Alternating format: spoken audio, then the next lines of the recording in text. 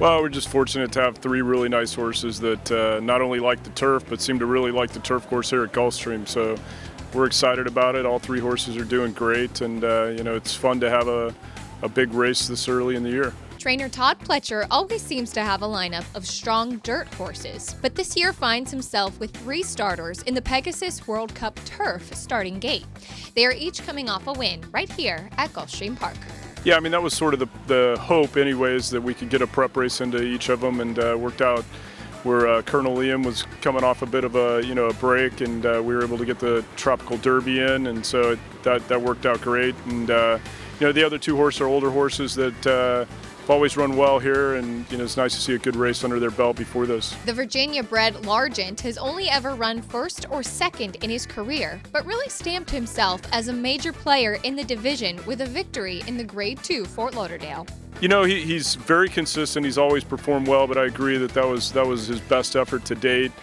He settled pretty nicely off a pretty contested pace, and then really delivered a big closing kick. So, I think he's versatile. If there's no speed in this race, he'll be a little bit closer, but it's nice to see him, with a late turn of foot like that. One of Pletcher's other contenders, Social Paranoia, is already a multiple graded stakes winner who's been running at some shorter distances in 2020. Well, it was just sort of something that the way the calendar came up, he was coming off a little bit of a layoff, and we shortened him up. He ran great, so we kind of stuck to that plan.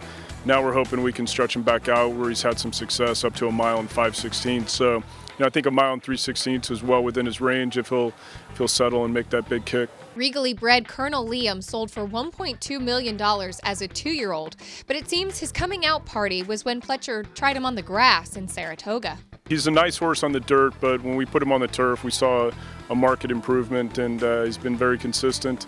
Very happy with the way he's doing. I think it always takes on a little added fun when you're familiar with the families and the stallions, and we've been fortunate to train a lot of successful stallions, and Liam's map hopefully is on his way to doing that as well. A 16-time leading trainer at the Gulfstream Park Championship meet, a Pegasus Trophy seems to be just about the only thing that's missing. It'd be great. It's like I said, it's a fun event. It's great to have two significant races this early in the year.